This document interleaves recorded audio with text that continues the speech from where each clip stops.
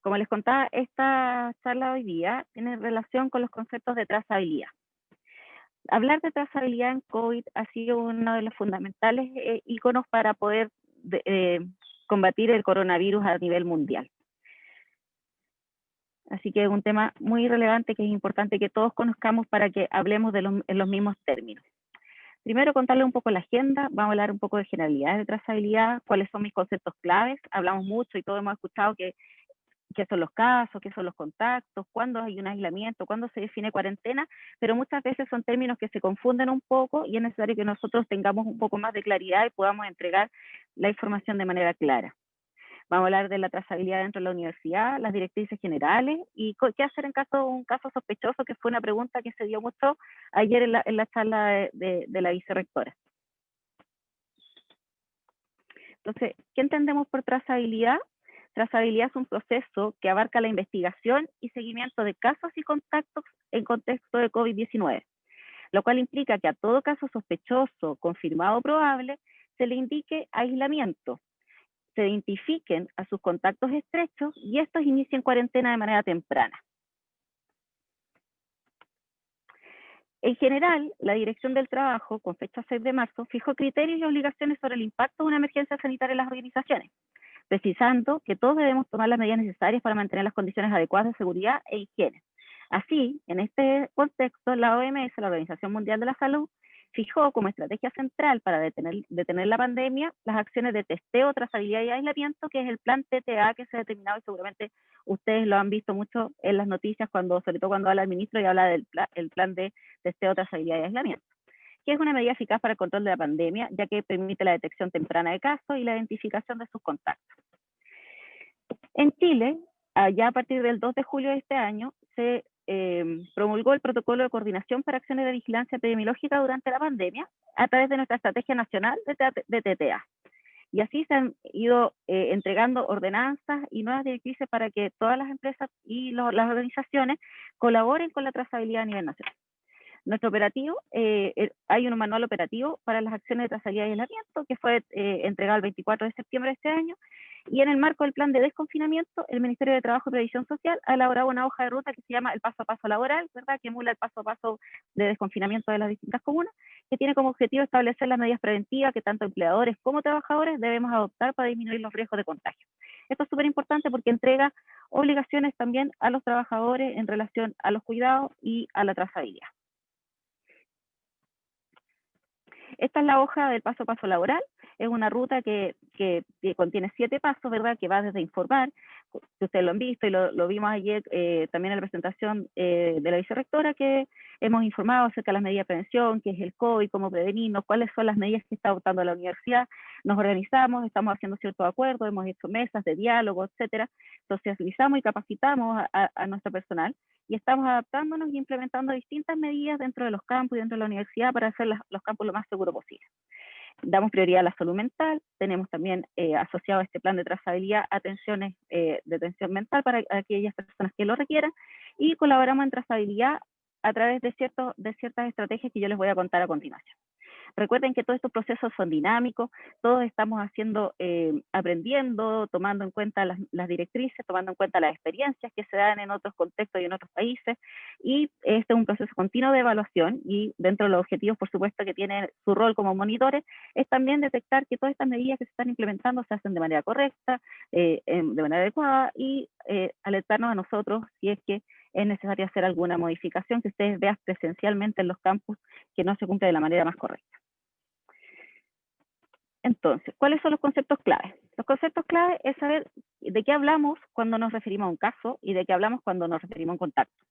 Casos, en este momento, y desde la última directriz de normativa que apareció en el diario oficial, que fue ahora la semana pasada, tenemos 3 tipos de casos, que son los casos confirmados, los sospechosos y los probables. Todos estos requieren aislamiento obligatorio, vamos a ver un poco más adelante qué se refiere con esto.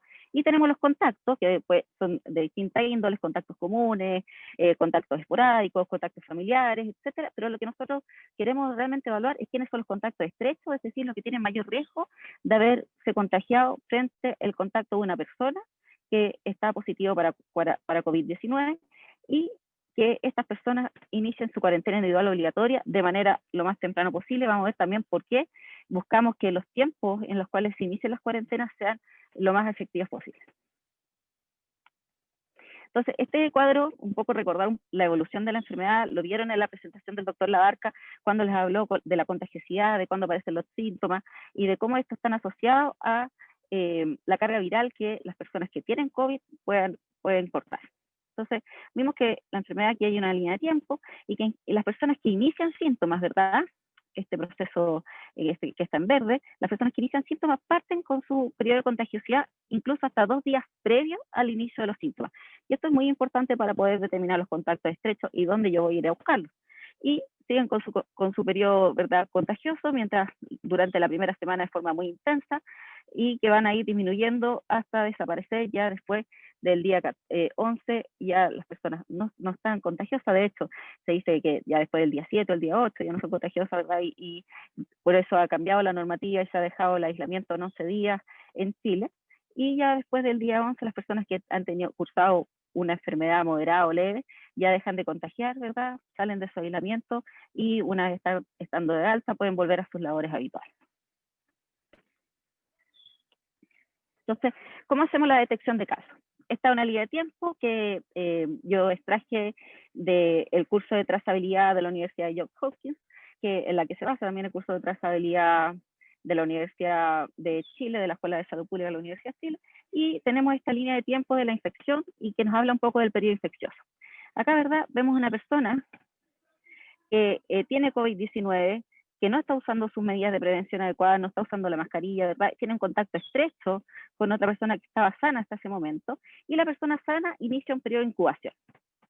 El periodo de incubación es el periodo en el cual el virus empieza a replicarse dentro del cuerpo antes de que nosotros nos enfermemos como tal y empecemos con síntomas. Y este periodo de incubación para COVID-19 se determina que va de 2 a 14 días desde que yo me infecté. Por eso es que los contactos estrechos mantienen la cuarentena 14 días. Muchos se pueden preguntar por qué el aislamiento se acorta a 11 días y la cuarentena no. Precisamente por esto, porque el periodo de incubación se determina que puede ser hasta 14 días.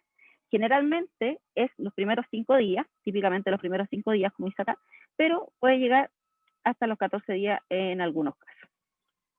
Entonces, esta persona que se contagió, ¿verdad? Empieza su periodo de incubación y empieza con síntomas el último día, el día 14. Y ya sabemos que cuando empieza con síntomas, él pudo haber estado contagiando desde 2 días previos, que ya está toda esta zona amarilla, ¿verdad? Esta línea de tiempo que se convierte en el periodo infeccioso de la enfermedad. Muy intensamente más infeccioso el primer día de síntomas, ¿verdad? Que está esta línea amarilla más marcada, infeccioso hacia atrás 2 días y sigue contagiando, ¿verdad?, hacia adelante, con mucha menos contagio a medida que va avanzando la enfermedad. En las enfermedades de promedio moderadas o leves, el periodo de contagiosidad va a estar dado más o menos por los 10 días y esto va a ir disminuyendo.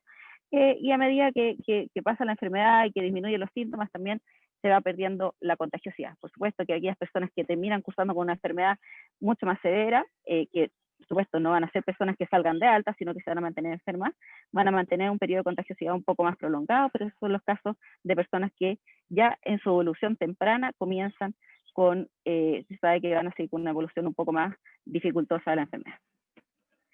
Entonces, ¿qué es lo que nosotros buscamos? ¿Cómo lo hacemos para identificar los contactos en esta línea de tiempo?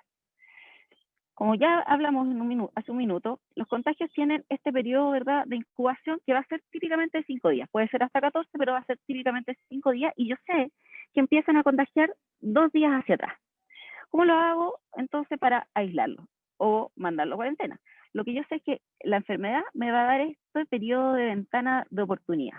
Y este periodo de ventana de oportunidad, que va a estar de entre 2 o 3 días desde mi contacto, me permite saber que esta persona en esos 2 o 3 días que ya tuvo el contacto con una persona enferma, o sea, que yo identifiqué que había alguien enfermo que tiene COVID-19 y una persona tuvo contacto estrecho, esa persona yo le pido que se vaya a cuarentena e inicie una cuarentena efectiva, porque en el caso que realmente se haya contagiado, no lo sé hasta ese momento, pero si esa persona realmente se contagió, cuando empiece con síntomas, que típicamente va a ser al día 5, él ya debe haber contagiado 2 días hacia atrás. Entonces yo quiero que esté en cuarentena dentro de las primeras 24 o 48 horas desde su contacto estrecho, para que cuando inicie los síntomas, ya 2 días previos, él esté en cuarentena y yo haya evitado en el fondo con la trazabilidad, que esta persona que fue contacto estrecho se transforme en un caso dentro de la comunidad y siga transformando a otras personas en contacto estrecho. ¿Se entiende? Entonces, así yo limito las oportunidades del virus de contagiarse de una persona a otra persona, cortando la cadena de transmisión, mandando a esta persona a cuarentena, y es una cuarentena que incluye un aislamiento de su familia, por supuesto, para evitar que contagien a su familia en el periodo de incubación, y lo mantengo en cuarentena por 14 días para estar cubriendo todo el periodo de incubación de la enfermedad y que no sacarlo de la cuarentena al día 10 o al día 11, porque podría comenzar con síntomas en el día 12 o en el día 13, por ejemplo. Aunque típicamente, y la mayoría de las personas, inician con síntomas dentro de los primeros 5 días después de su contagio. Ahora hemos hablado de esta línea de tiempo, pero ¿qué me refiero puntualmente y qué dice la definición del Ministerio de Salud con respecto a los casos? Hoy día, y de hecho la última ordenanza que fue el 24 de septiembre y el diario oficial salió el 1 de octubre, dice que los casos sospechosos son todos los pacientes que presentan cuadro agudo con al menos 2 de los síntomas compatibles con COVID. Y aquí están todos los síntomas que ustedes también van a encontrar en la encuesta de tamizaje que tienen que llenar al entrar a los campos, ¿verdad? Si es que tiene tos, disnea, dificultad respiratoria, etcétera. Pero el caso sospechoso, al menos 2 de estos síntomas comunes. Entonces, cuando ustedes llenan la encuesta de tamizaje y tienen un síntoma, por ejemplo, tengo cefalea, esa cefalea les va a dar, como dijo la vicerrectora ayer, una alerta amarilla. Y esa alerta amarilla va a determinar que la enfermera del campus los llame por teléfono para saber su condición, cómo están, tienen un solo síntoma y indagar un poco más acerca de la condición en la que están para tomar una decisión. Si tienen más de 2 síntomas, ¿verdad?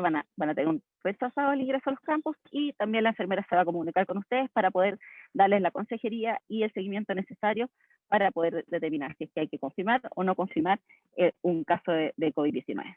También entran en esta categoría de contactos sospechosos, los contactos estrechos, que son los extradomiciliarios, que inician síntomas dentro del periodo de incubación. Y los pacientes con infección respiratorias agudas graves que requieren hospitalización y que pueden tener imágenes compatibles con COVID. También entran en los casos, tenemos los casos que son probables. ¿Cuáles son los casos probables? Son los que son probables por resultados de laboratorio, es decir, una persona que cumple con la definición de caso sospechoso, es decir, tiene 2 o más síntomas, ¿verdad? Como lo vimos en la diapositiva anterior, y en el cual el resultado de la PCR es indeterminado. Es decir, tiene 2 síntomas, se hace la PCR y la PCR es indeterminado. ¿Qué hago con esa persona? ¿Vuelve a trabajar? No, esa persona es un caso probable, porque a pesar de que su examen de PCR salió indeterminado, sigue con síntomas, por lo tanto, cae en esta categoría y también debe ir a aislamiento. O bien, las personas que cumplen como casos sospechosos, es decir, tienen síntomas y se hacen una prueba de antígeno para SARS-CoV-2. Esta es una prueba que seguramente a lo mejor ustedes no han escuchado todavía, pero es una prueba rápida de detección de antígeno que también se toma como hisopado nasofaringeo y que puede determinar el resultado del examen positivo o negativo en un periodo de 30 minutos y en personas que tienen síntomas, es decir, caso sospechoso y que tiene resultado positivo, ya lo hace caer en esta categoría de caso probable por resultado de laboratorio, razón suficiente para iniciar el aislamiento. También en los casos probables están las personas que son probables por nexo epidemiológico, y esto se refiere a los contactos estrechos que son intradomiciliarios. Cuando veamos la definición de contacto estrecho intradomiciliario, vamos a ver que todas las personas que viven en una casa con una persona que es caso de COVID-19 se denominan contactos estrechos solamente por vivir bajo el mismo techo. Y aquellas personas que son contactos estrechos, que desarrollan fiebre o al menos 2 de los síntomas compatibles con COVID dentro de los primeros 14 días posteriores al contacto, se denominan casos probables. También hay casos probables por imágenes, aquellos resultados PCR negativa, pero con un escáner, por ejemplo, que muestra unas características de neumonía por COVID que son muy características de la neumonía, como hablaba el doctor, muy periférica. Y casos probables por síntomas, que aquí tenemos 2 síntomas que se han identificado como síntomas patognomónicos, es decir, que ante la presencia es altamente probable que yo tenga COVID, que es la pérdida del olfato o la pérdida del sabor. Y es por esto también que la encuesta de tamizaje que ustedes están llenando tiene estos 3 síntomas, o sea, la fiebre, ¿verdad? La pérdida del olfato y la pérdida del sabor o del gusto como síntomas que si yo lo marco uno solo, ya me da una alerta roja, me determina que no puedo entrar al campus y la enfermera me va a llamar para que pueda corroborar si es necesario hacer pruebas y identificar el caso como un caso probable por síntomas. ¿Ok? Iniciar el aislamiento lo más rápido posible. También, entonces tenemos los casos confirmados, que son todas las personas que cumplen como casos sospechosos y que la prueba específica para SARS-CoV-2, que es el PCR, resulta positiva, que es la mayoría de los casos notificados, y los casos confirmados asintomáticos, que son las personas que, que sin tener síntomas, pero por búsqueda activa, ¿verdad? O sea, que determinan por alguna razón que son de un grupo que necesitan tomarse la PCR y que por búsqueda activa resultan positivas en la búsqueda de COVID-19 y salen como casos confirmados asintomáticos y deben iniciar a su vez también el aislamiento. Ahora que ya hemos revisado quiénes son los casos, decimos quiénes son los contactos. Los contactos, como concepto general, son todas las personas sanas, ¿verdad? Asintomáticas, porque ya dijimos que si tienen algún síntoma van a caer en alguna de las categorías anteriores, que tuvieron contacto con un caso confirmado en su periodo infeccioso, es decir, desde 2 días antes de iniciar los síntomas hasta perdón, aquí debería decir hasta 11 días, hasta 11 días en el caso de los casos confirmados, y si el caso era asintomático, el contacto debería ocurrir durante los 11 días siguientes, perdón, después de los 11 días siguientes.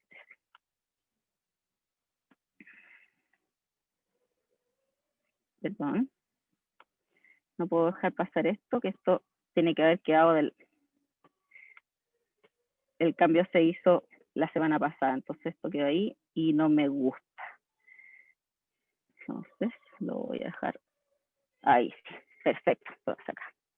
Entonces, desde 2 días antes de iniciar los síntomas hasta 11 días después, en el caso de los casos que son sintomáticos, y en el caso de los asintomáticos, el contacto debería haber ocurrido durante los 11 días siguientes a la toma del examen de PCR, ¿verdad? Como en el fondo las personas asintomáticas, yo no puedo determinar cuánto tiempo hacia atrás se contagiaron porque son asintomáticas y no son contactos estrechos, determino sus contactos estrechos a partir de la toma del PCR. Y los contactos estrechos, como sí, son los contactos que con más de 15 minutos cara a cara tuvieron contacto con una persona que es caso sin uso de mascarilla, que compartieron espacios cerrados por más de 2 horas en las oficinas, en el trabajo, en reuniones, sin el uso de la mascarilla, que viven o duermen en el mismo hogar o lugares similares. Esta definición no contempla el uso de la mascarilla porque uno asume que con las personas con las que viven no usa mascarilla habitualmente, aunque recuerden que hoy día o ayer el ministro recomendó y la subsecretaria Daza recomendó que en los casos, por ejemplo en Aysén, que hay muchos casos circulantes, las personas comiencen a utilizar mascarilla dentro de su casa para cortar la transmisión dentro de los hogares y la comunidad. Una recomendación que se hizo para una comuna en específico que está en este momento con alta cantidad de casos. Entonces, esto nos va determinando además que esto es súper dinámico, va cambiando, si es necesario aumentar la sensibilidad o disminuir la sensibilidad, se van aumentando en el fondo las características del aislamiento y de las cuarentenas. Y también en los contactos estrechos, también están todas las personas que se trasladan en cualquier medio de transporte cerrado a una proximidad menor de 1 metro con el ocupante del medio de transporte y también sin uso de la mascarilla. Si ustedes se fijan y uno mira qué es lo que determina el contacto estrecho, o sea, el riesgo que yo tengo de haberme contagiado con una persona que tuvo COVID-19 está dado por los contactos de personas a personas, ¿verdad? Está dado por los contactos cara a cara, está dado por los contactos en espacios cerrados, por vivir con una persona o por trasladarme en un medio de transporte sin el uso de la mascarilla. Entonces, ya nos está diciendo esto que el principal medio de contagio es de contagio de persona a persona, ¿verdad? Y además lo determina el no seguir las recomendaciones. Si yo tengo contacto cara a cara con una persona menos de 1 metro y no uso la mascarilla, ¿verdad? Me voy a convertir en un contacto estrecho de esa persona si es que esa persona es un caso en cualquiera de las categorías anteriores confirmados de COVID. Entonces, muy importante, y aquí vuelvo a hacer énfasis en lo que nos dijo Camila en la presentación de medidas individuales, que el autocuidado va a determinar, en el fondo, cómo me protejo y nos protegemos los demás también del contagio. Entonces, hemos hablado de quiénes son los casos, quiénes son los contactos, y de los contactos en general, quiénes son los contactos estrechos, ¿verdad? Aquellos que están en cercanía, sin uso de mascarilla y por un tiempo determinado. Todas las personas que son casos confirmadas, sospechosas o probables, deben iniciar aislamiento obligatorio. Y todas las personas que son contactos estrechos deben iniciar cuarentena individual obligatoria. ¿A qué se refiere con esto? La definición de cuarentena y aislamiento.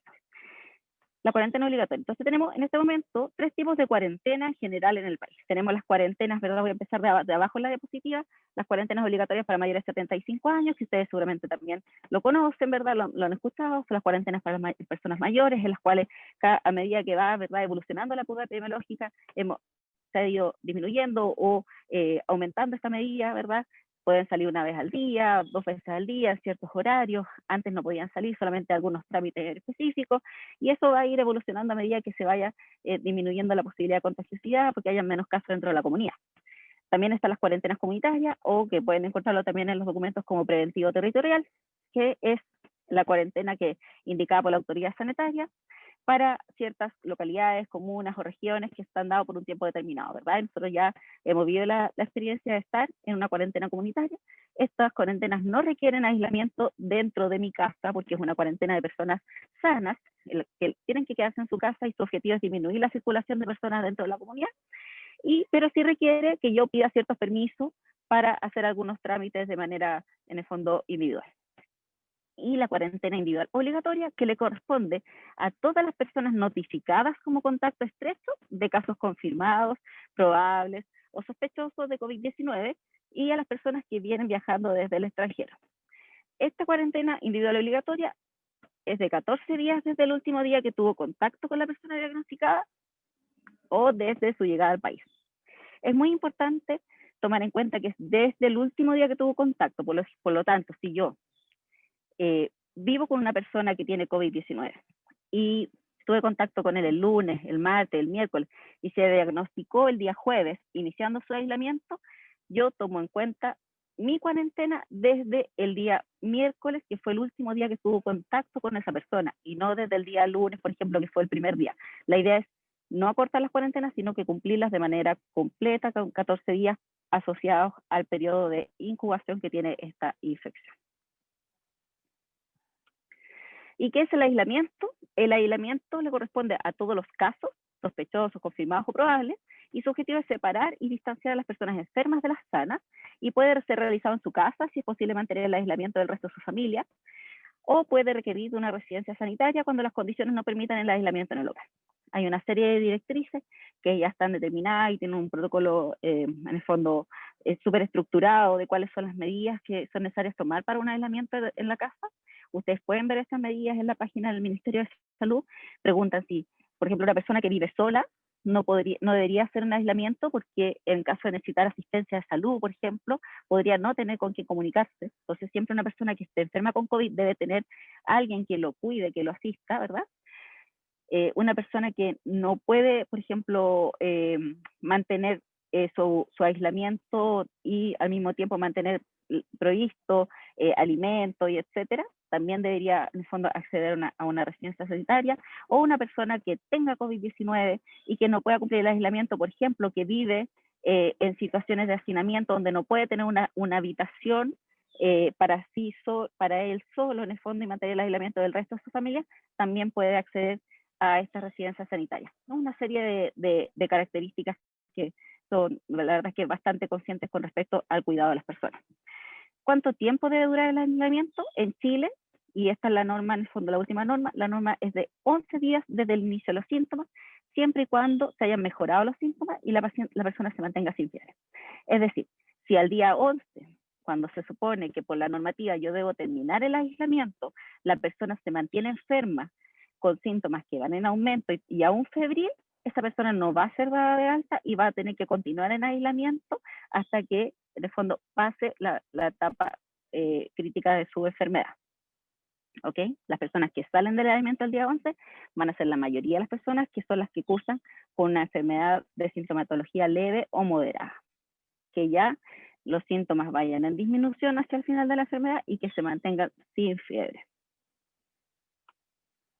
Ahora, ¿qué pasa con la trazabilidad de la universidad? Ya hemos hablado bastante de los conceptos, es bastante información, pero ya son conceptos que ustedes, ¿verdad?, han ido escuchando y van conociendo alrededor de todos estos meses de información que hemos recibido, pero queremos saber cómo lo vamos a hacer dentro de la universidad y cómo nosotros podemos colaborar con que sea realmente una trazabilidad efectiva. Entonces, el objetivo general para nosotros es definir las acciones de trazabilidad para la identificación y seguimiento de casos y contactos estrechos dentro de la universidad. Los objetivos específicos son recibir notificaciones de los alumnos y funcionarios a través del link de reporte de casos sospechosos o contactos estrechos, pesquisar casos sospechosos a través de la encuesta de tamizaje, ¿verdad? Por eso que la encuesta de tamizaje va muy de la mano de la normativa de las directrices sintomáticas que se dan, verificar información en los reportes y encuestas de tamizaje y realizar derivación y consejería. Esto es algo que van a hacer de parte de las enfermeras, ¿verdad? De las distintas áreas, que les voy a mostrar un flujograma. Vamos a identificar contactos estrechos de los casos sospechosos, confirmados o probables. Tenemos que realizar actividades de seguimiento telefónico de casos, contacto estrecho, levantar alertas en caso necesario según evolución, verificar correcto cumplimiento del aislamiento para los casos y cuarentena para contacto estrecho y responder dudas desde el personal y alumnos sobre medidas para el aislamiento. Todos estos objetivos específicos son los objetivos de la trazabilidad, no son objetivos que ustedes tienen que hacer como monitores. Yo les estoy contando todo esto para que ustedes sepan qué es lo que la universidad y cómo se está planteando la trazabilidad dentro de nosotros. Pero sí, y en el fondo es muy importante que ustedes puedan transmitir esta información en relación a quiénes se convierten en contactos estrechos, aquellos que no usan la mascarilla, que no mantienen la distancia, y qué es lo que la universidad está haciendo para identificar los casos y los contactos. Entonces, una siguiente. La identificación de los casos, entonces, lo hacemos a través de la encuesta de tamizaje, ¿verdad? Que esta diapositiva la tomé de la presentación de ayer de la vicerrectora, que nos da estas alertas verde para entrar, amarillo, rojo. Ya sabemos que los amarillos y los rojos van a ser contactados por las enfermeras, ¿verdad? Para poder, en el fondo, redireccionarlo y hacer la consejería y el seguimiento necesario. A través también tenemos el link de autorreporte, ¿verdad? Que uno puede reportar a través de este link o de este correo directo, que fue notificado como un caso cuando estando en su casa. O también tenemos el reporte con los sintomáticos en el campus, que es lo que va a pasar cuando una persona, ya que haya pasado la encuesta durante la mañana, por ejemplo, que esperamos que sea muy pocos casos, porque es muy poco probable que una persona empiece durante el día con síntomas, pero si alguien parte durante el día con síntomas cuando está en su oficina, también tendrá que reportar y también hay acciones que se deben tomar en relación a eso. ¿Verdad? Este es un flujograma general de la trazabilidad. Lo que yo les contaba es que entra esta información a través de los links, de reporte de caso de contacto, a través de la encuesta de tamizaje, y dependiendo de qué área, en el fondo, o directriz, dependiendo de qué área, de donde vengan las personas, vamos a ir el flujo va a ir fluyendo en el fondo a cuáles son las acciones.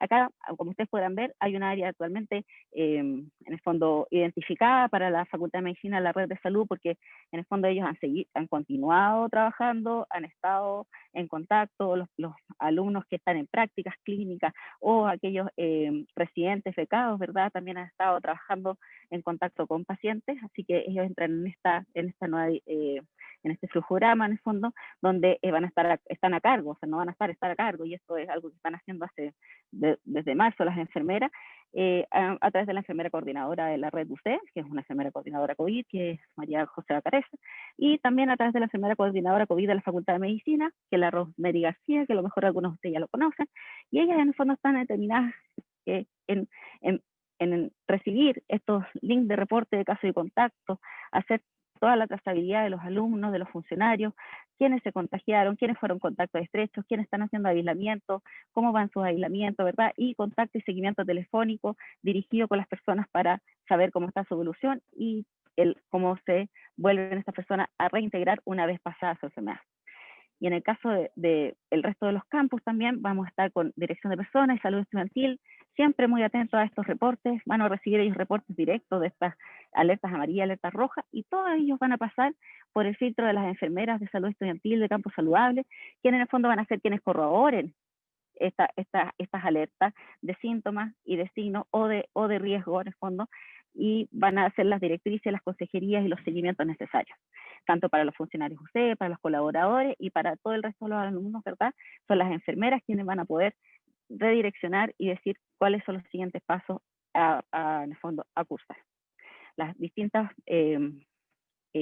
entidades, ¿verdad? Irán a sus distintas unidades de salud, dependiendo de sus coberturas. ¿Qué pasa cuando hay un caso en el campus? Y esta es una pregunta que se hizo mucho ayer. Bueno, los casos al interior del campus, ¿verdad? Que se van a determinar como casos sospechosos, porque probablemente sea alguien sintomático, que se empezó a sentir mal, por ejemplo, o que resulta que en la mañana cuando hizo la trazabilidad se había despertado como con un poquito de la garganta media seca, pero no nada especial, pero durante el día, ¿verdad? Evolucionó y resulta que en la tarde se sintió con fiebre, se tomó la temperatura y tenía fiebre. entonces esta persona debe avisar inmediatamente, ¿verdad?, su jefatura y se hace un llamado al número 5000. Esto, por favor, si alguien está sintomático y eso es algo que ustedes también tienen que dirigir, lo deben hacer desde su oficina, no recorrer el campo en el fondo con algún síntoma, sino que desde su oficina llamar al número 5000, que es el número de urgencia, donde van a ser contactados por la enfermera del campo y la enfermera va a realizar la corroboración del estatus. Se hará una atención telefónica, ¿verdad? Y una derivación inmediata donde corresponda dependiendo de lo que de la conversación, ¿verdad? Y de cómo el guión de la conversación se dé.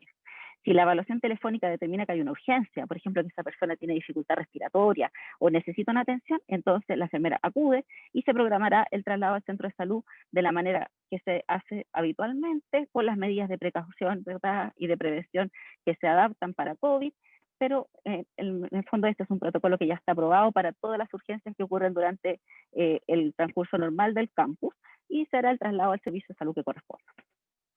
Y luego, si es que esta atención telefónica determina que no es una urgencia, en el fondo que debe ser atendida en el momento por la enfermera, ella hará la autorización para el retiro del campus, se hará la consejería del seguimiento y la derivación a donde corresponda, dependiendo de la situación de salud.